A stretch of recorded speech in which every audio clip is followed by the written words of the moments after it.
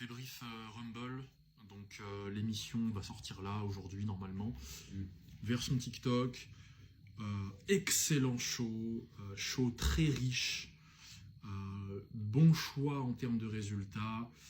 Bon choix en termes de booking. En termes de booking, avec des performeurs qui ont clairement les clés en fait et les codes pour pouvoir nous divertir sur les semaines à venir jusqu'à WrestleMania, du personnage, du mic, de l'historique, de l'engouement, il va y avoir tous ces trucs-là. Donc on va commencer un peu dans l'ordre. Le Rumble féminin qui était l'opener. Bon, comme on l'a dit dans les TikTok qui vont sortir peut-être après, beaucoup de jeunes à l'honneur, Lash Legend qui fait un beau Rumble, Sol Ruka qui reste jusqu'à la fin, Jordan Grace qui fait un peu ses débuts aussi, Stratton qui rentre à la fin, qui est clairement une des plus grosses puissances aujourd'hui, mais qui devrait péter de manière imminente si ce n'est pas déjà le cas. Mais en tout cas, on nous montre très clairement que c'est très solide.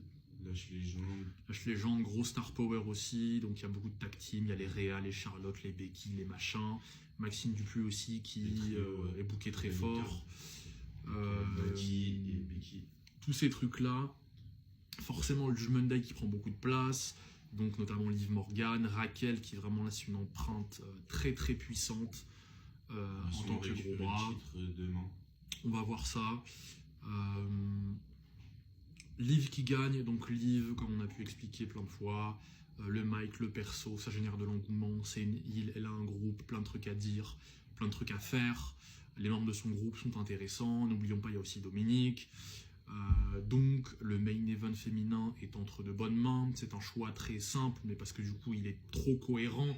Si tu veux accrocher les gens pendant des semaines et des semaines, quand tu regardes les meufs, il n'y a pas tant de profils comme celui de Liv Morgan. Stratton aurait pu le faire aussi, mais ça aurait été un peu plus, on va dire, lisse. Un peu plus lisse, quoi, car c'est pas un historique aussi important et aussi gros que Liv Morgan. Donc c'est très bien pour Liv. Elle va permettre de prendre beaucoup de place à Raw, car par exemple, vous avez Reigns qui a gagné, mais Reigns c'est un part-timer. Donc vous avez aussi Gunther qui a fait taper Edge. Donc en fait, il y a plein de choix qui ont été faits qui vont permettre de faire en sorte que les weekly seront bien portés, bien portants, on va dire, jusqu'à la Rodamania, car beaucoup de choses à dire, à faire, car du coup, on a des performeurs qui peuvent faire toutes ces choses, et ça sur la durée. Donc voilà pour le Rumble féminin. AJ Styles, Gunther.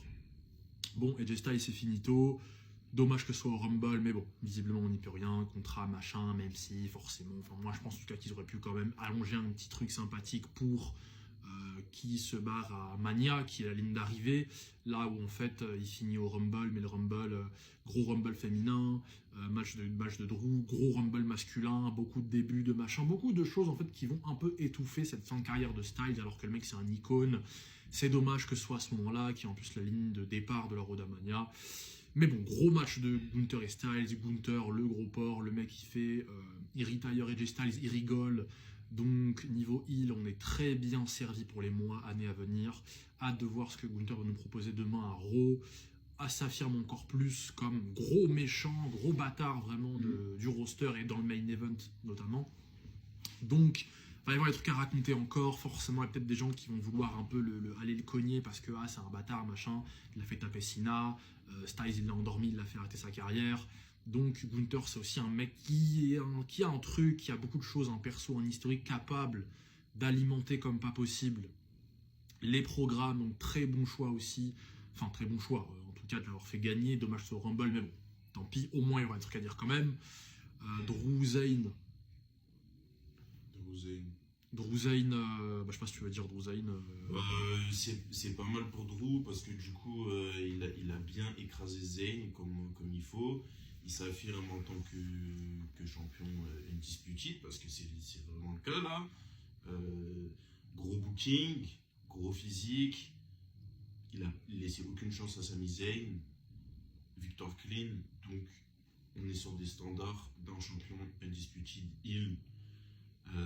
Solide, qui va faire la road et qui va aller à WrestleMania en tant que champion et qui va être très dur à battre, que ce soit Reigns s'il le choisit ou un autre si Reigns choisit Punk.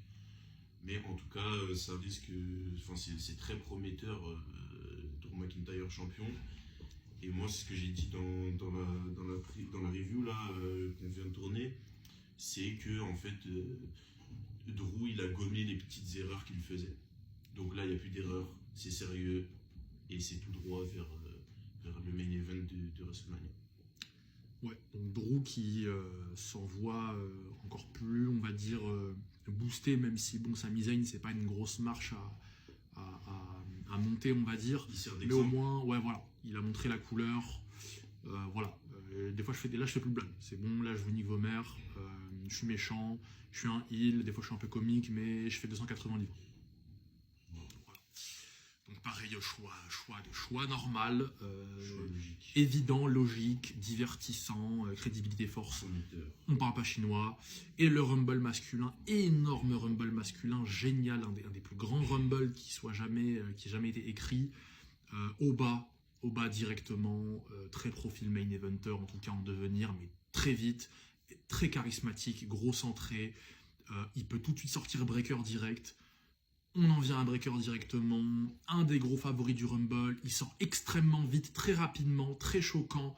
Donc forcément très intéressant, car grosse surprise numéro 1, attendu comme gros favori, mais il sort direct, dès les premières minutes, avec une petite intrigue qui a l'air de s'écrire de nouveau avec le mec du Stomp, à voir qui c'est, il doit bosser pour Rollins visiblement, donc peut-être un programme Breaker, Rollins à Mania en tout cas. Ou un 3v3 avec peut-être LA Knight qui rejoint le camp des gentils. Peut-être, donc en tout cas un programme qui va permettre à Breaker de quand même performer sous des lumières importantes sans forcément le mettre sur un title shot de champion du monde, là où les title shots de champion du monde devraient être quand même habités en tout cas par les plus grosses pointures. Ouais, voilà. Comme ça, Breaker c'est toujours dans les trucs, mais les gros poissons entre les vrais gros poissons les plus puissants, et ça c'est en vrai c'est pas mal. Donc Oba, énorme Rumble, il fait les ménages au début, machin. Donc les jeunes à l'honneur, il y a les solos un peu comme ça. Il y a aussi une théorie, enfin bref, tous les mecs comme ça, là, on va dire. Il y a des messages hiérarchiques tout au long du Rumble, tout au long du show, tout au long des matchs et comment ça s'est passé. Il y a eu des messages hiérarchiques, mais ça, il faut savoir lire entre les lignes. Parce que c'est pas juste parce qu'il y a El Parka ou je sais pas qui rentre là, la Parka, et Monsieur Iguana, qu'après ça nique le Rumble. Il faut regarder tout l'ensemble, ce qui s'est passé. Qui a affronté qui a éliminé qui, à quel moment, les face à face. Les guignols dans les Rumble, les gars, ça a toujours été comme ça depuis 30 ans. Forcément, s'il n'y avait pas de culture, c'est normal.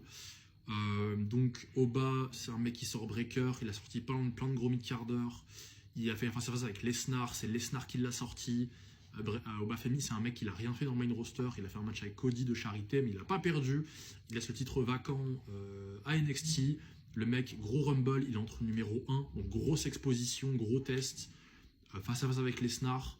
Très peu de petits ont fait ce genre de début-là. Donc vraiment, gros Rumble d'Oba, grosse intrigue qui est née avec Breaker pour sa Rodamania. Vous avez Cody qui s'est sorti par McIntyre qui s'est vraiment affirmé comme un excellent heel, du coup qui sera le cas pour cette Road, niveau divertissement, promo, perso et tout, qui vient en tant que champion WWE faire sortir Cody Rhodes. Donc Cody, toujours un des mecs bookés les plus forts, il faut carrément que le champion de WWE vienne le sortir du Rumble. Et vous avez Reigns qui gagne, donc Reigns, le GOAT, celui qui fait sauter toutes les stats, toutes les audiences, qui rassemble le plus, qui a été un des mecs les plus intéressants de tous les temps.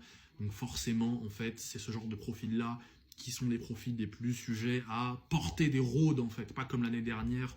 Donc forcément, avec l'échec qu'il y a eu l'année dernière, là, ils ont décidé de mettre les pendules à l'heure en remettant un mec digne, tout simplement. Donc vous avez Reigns qui prend le Rumble, vous avez Cody McIntyre qui va suivre, les gros débuts d'Oba, le truc avec Lesnar, Breaker qui sort extrêmement vite. Donc c'était un Rumble masculin extrêmement riche. J'ai peut-être même oublié des trucs là, mais il y a trop de trucs à dire. Il nous reste 15 secondes. On n'a pas le temps. Bref, PLE extrêmement riche. Allez voir l'émission. Énorme PLE, extrêmement bon début de l'année 2026. Une road qui s'annonce extrêmement divertissante.